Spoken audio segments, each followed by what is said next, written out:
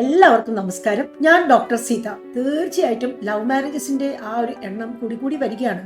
എന്നാൽ ഇപ്പോഴും arranged marriages complete ആയിട്ട് നിന്നുപോയെന്ന് പറയാൻ പറ്റില്ല, അല്ലെ? നമ്മുടെ നാട്ടിൽ ഇപ്പോഴും ഈ മാട്രിമോണിയൽ കോളം വഴിയും, അതല്ലെങ്കിൽ ഈ ഒരു മാരേജ് ബ്രോക്കേഴ്സ് വഴിയും, അതല്ലെങ്കിൽ നമുക്ക് അറിയുന്ന വല്ല ഫ്രണ്ട്സോ അല്ലെങ്കിൽ ഫാമിലിയോ അങ്ങനെ ആരെങ്കിലും ഒക്കെ പറഞ്ഞറിഞ്ഞ് കിട്ടുന്ന എന്തെങ്കിലുമൊക്കെ പ്രപ്പോസൽ കൺസിഡർ ചെയ്ത് ഒരു അറേഞ്ച് മാരേജ് എന്ന ആ ഒരു കൺസെപ്റ്റിലൂടെ നമ്മൾ ജീവിത പങ്കാളിയെ തിരഞ്ഞെടുക്കുക എന്ന ഒരു കാര്യം ഇപ്പോഴും നിലവിലുണ്ട്, അല്ലേ? ചിലർക്കൊക്കെ എൻഗേജ്മെന്റിനും മാരേജിനും ഇടയ്ക്ക് കുറച്ച് ആഴ്ചകൾ മാത്രമേ ഉണ്ടാവുള്ളൂ, വേറെ ചിലർക്ക് കുറച്ച് മാസങ്ങൾ ഉണ്ടാവും, അപൂർവം ചിലർക്ക് ചിലപ്പോൾ 1-2 വർഷമോ അതിൽ കൂടുതലോ ഒക്കെ ഉണ്ടാകാം. ചിലരൊക്കെ ഈ ഒരു വിവാഹത്തിന് മുൻപുള്ള ഒരു പോസ്റ്റ് എൻഗേജ്മെന്റ് പീരീഡിൽ നല്ല രീതിയിൽ അങ്ങോട്ടും ഇങ്ങോട്ടും ആ കാര്യങ്ങളെല്ലാം തുറന്ന് പറഞ്ഞ് ഏത് രീതിയിലുള്ള ആ ഒരു ക്ലോസ്നെസ്സിനും തയ്യാറായി, ഈവൻ ആ ഒരു സെക്സ് റിലേറ്റഡ് ചാറ്റ്സും എല്ലാം ചെയ്ത് അങ്ങനെ നല്ല രീതിയിൽ മുന്നോട്ട് പോകാറുണ്ട്. എന്നാൽ വേറെ ചിലരാകട്ടെ, അത് ചിലപ്പോൾ ആ ഒരു പയ്യനാവാം, അല്ലെങ്കിൽ ചിലപ്പോൾ പെൺകുട്ടിയാവാം, ഇങ്ങനെയുള്ള ആ ഒരു സെക്സ് റിലേറ്റഡ് ചാറ്റ്സിനൊന്നും തീരെ മുതിരാറില്ല, തീരെ ഇൻട്രസ്റ്റ് പ്രകടിപ്പിക്കാറില്ല.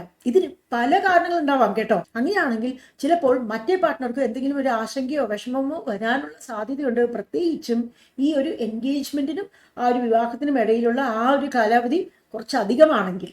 ഇനി അങ്ങനെ ആ ഒരു രീതിയിലുള്ള സംസാരത്തിനൊന്നും കുഴപ്പമൊന്നുമില്ല, അതല്ലെങ്കിൽ അധികം സമയവും സന്ദർഭവും ഒന്നും കിട്ടിയിട്ടില്ല ഇങ്ങനെ എൻഗേജ്മെന്റ് വിവാഹത്തിനും ഇടയിൽ ഒരുപാടൊക്കെ ഇന്ററാക്ഷൻസ് നടത്താൻ എന്നുണ്ടെങ്കിൽ പോലും, വിവാഹം കഴിഞ്ഞാൽ ആദ്യത്തെ ഒരാഴ്ച അല്ലെങ്കിൽ 1 മാസം അല്ലെങ്കിൽ 2 മാസത്തിനുള്ളിൽ തന്നെ പല കപ്പിൾസും തമ്മിൽ ആ ഒരു സെക്ഷുവൽ ഇന്റിമസി ഉണ്ടാകാറുണ്ട്, അല്ലെ? ഇങ്ങനെ വിവാഹം കഴിഞ്ഞ് ശാരീരിക ബന്ധത്തിൽ ഏർപ്പെടാതിരിക്കുവാൻ സ്ത്രീകൾക്ക് ഉണ്ടാകുന്ന വജൈനിസ്മസ്, മറ്റ് അവസ്ഥകൾ, പുരുഷന്മാർക്ക് ഉണ്ടാകുന്ന ഇറക്ഷന്റെ പ്രശ്നം, അതല്ലെങ്കിൽ നമ്മുടെ നിർബന്ധിച്ച് ഇഷ്ടമില്ലാതെ കല്യാണം കഴിപ്പിച്ചു, അതും അല്ലെങ്കിൽ വേറെ ഏതെങ്കിലും സ്ട്രെസ് കാരണം ഈ ഒരു കാര്യത്തിലൊന്നും ശ്രദ്ധിക്കാൻ പറ്റുന്നില്ല, ഇങ്ങനെ പലവിധ കാരണങ്ങളുണ്ടല്ലോ. ആ കാരണങ്ങളെല്ലാം ഒഴിച്ചു മാറ്റി നിർത്തിയാലും വേറെ പ്രശ്നങ്ങളൊന്നും ഇല്ലാത്തവർ പോലും ചിലപ്പോഴൊക്കെ കുറച്ചധികം സമയം എടുത്തേക്കാം ആ ഒരു സെക്ഷുവലായിട്ട് പാർട്ട്ണറിൻ്റെ അടുത്ത് ആ ഒരു അട്രാക്ഷൻ തോന്നുവാനും, ആ ഒരു കാര്യങ്ങൾക്കെല്ലാം ആഗ്രഹം തോന്നുവാനും, അതിനനുസരിച്ചിട്ടെല്ലാം കാര്യങ്ങൾ ചെയ്യുവാൻ വേണ്ടി സമ്മതിക്കുവാനും. ഇങ്ങനെയുള്ള വ്യക്തികൾ ചിലപ്പോൾ, എപ്പോഴുമല്ല, ചിലപ്പോൾ ഡെമി സെക്ഷുവൽ ആയിരുന്നിരിക്കാം.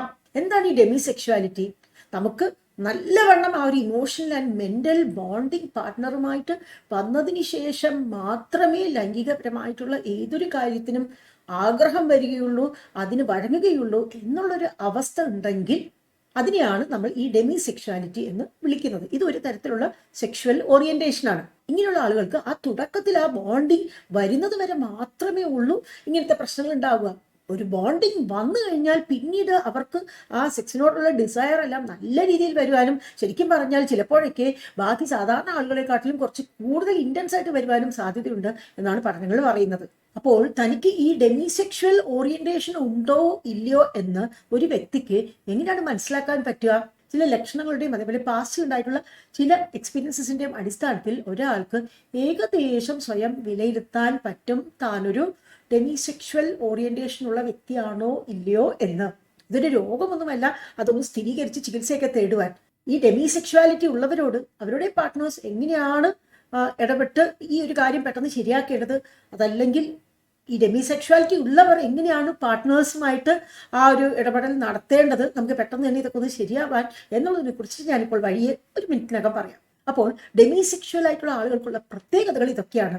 ഒന്ന്, ഇമോഷണൽ കണക്ഷൻ റിക്വയർമെന്റ്. ഇവർക്ക് ആരോടെങ്കിലും ആ ഒരു സെക്ഷുവൽ അട്രാക്ഷൻ തോന്നുന്നതിന് മുൻപ് വളരെ ശക്തമായിട്ടുള്ള ഒരു ഇമോഷണൽ ബോണ്ടിങ്, അതായത് വൈകാരികമായിട്ടുള്ള ഒരു അടുപ്പം ഉണ്ടാവണം. 2, lack of immediate sexual attraction. സാധാരണ ഒരുവിധപ്പെട്ട സ്ത്രീകൾക്കായാലും ശരി, പുരുഷന്മാർക്കായാലും ശരി, പ്രത്യേകിച്ചും പുരുഷന്മാർക്ക് പുറമെ അത് പ്രകടിപ്പിച്ചില്ലെങ്കിൽ പോലും ഒരു ഹാൻസം ആയിട്ടുള്ള അല്ലെങ്കിൽ ബ്യൂട്ടിഫുൾ ആയിട്ടുള്ള ഒരാളെ കണ്ടു കഴിഞ്ഞാൽ ഒരു ശാരീരികമായിട്ടുള്ള ആ ഒരു അട്രാക്ഷൻ തോന്നാറുണ്ട്, അല്ലെ? എപ്പോഴെങ്കിലും ഒക്കെ ആയിട്ടും.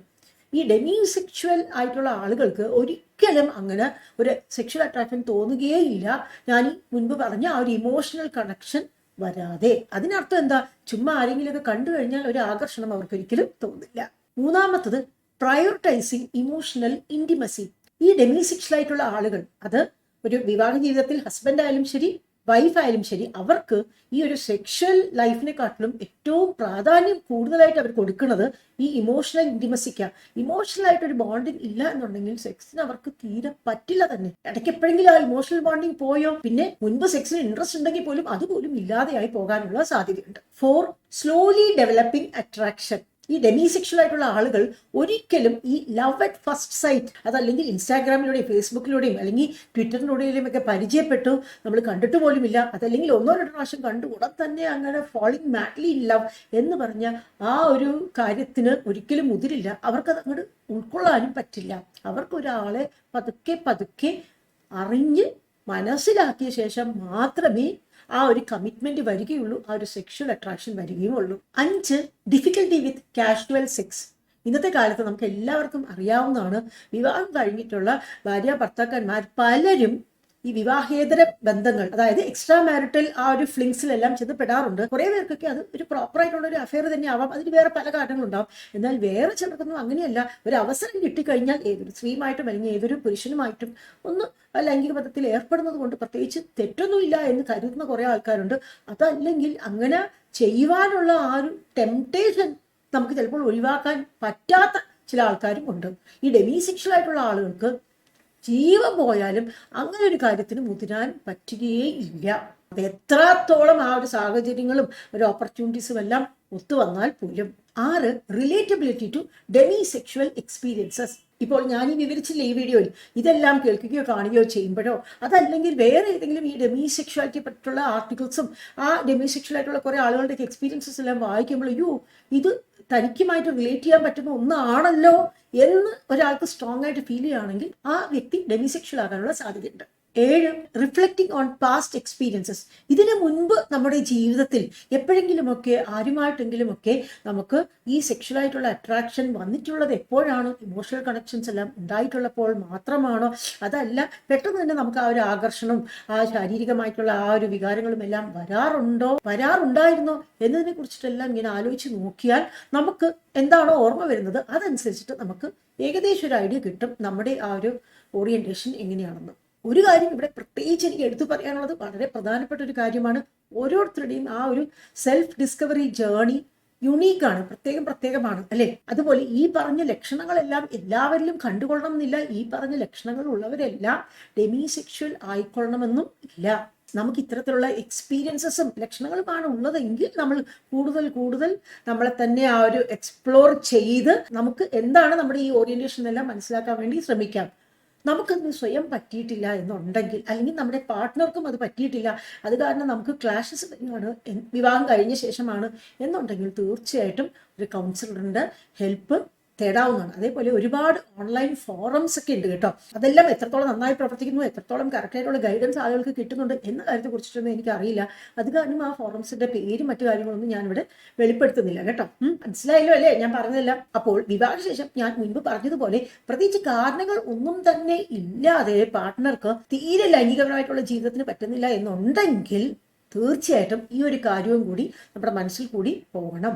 ആവശ്യാനുസരണം ഒരു സൈക്കോളജിസ്റ്റിനെയോ കൗൺസിലറിനെയോ ചെന്ന് കാണാവുന്നതാണ്. നമുക്ക് തന്നെ സോർട്ട് ഔട്ട് ചെയ്യാൻ പറ്റുന്നില്ല എങ്കിൽ, ഈ ഒരു അവസ്ഥയാണ് തങ്ങളുടെ പാർട്ട്ണർക്ക് ഉള്ളത് എന്നുണ്ടെങ്കിൽ പിന്നെ നമ്മൾ ചെയ്യേണ്ടത് എന്താ? നിർബന്ധിച്ച് ദേഷ്യപ്പെട്ടോ അല്ലെങ്കിൽ വഴക്കിട്ടോ എങ്ങനെയെങ്കിലും ഒക്കെ ആ ഒരു സെക്സിന് വേണ്ടിയിട്ടുള്ള ആ ഒരു സമ്മതം തരിപ്പിക്കുക, എന്നിട്ട് അത് ചെയ്യുക എന്നുള്ളതല്ല.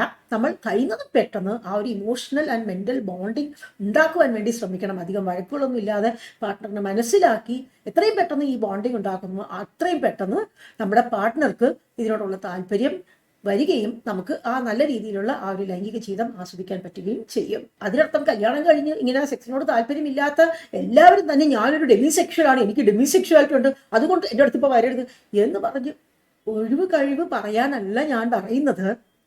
ഞാൻ പറഞ്ഞത് എല്ലാവർക്കും മനസ്സിലായെന്ന് വിശ്വസിക്കുന്നു. ഏറ്റവും പ്രധാനപ്പെട്ട കാര്യം ക്ഷമയോടെ ഇരിക്കുക. ബി പേഷ്യന്റ് വിത്ത് വൺസെൽഫ്. നമ്മൾ തന്നെ ക്ഷമയോടെ ഇരിക്കുക. ആൻഡ് നമ്മുടെ ഈ ഒരു പ്രത്യേക ആ ഒരു കണ്ടീഷൻ അത് പതുക്കെ ശരിയായി വരുന്നത് വരെ നമ്മൾ തന്നെ നമ്മെ എംബ്രേസ് ചെയ്യുക, നമ്മൾ തന്നെ നമ്മെ അംഗീകരിക്കുക. അതാണ് ഏറ്റവും ആവശ്യം.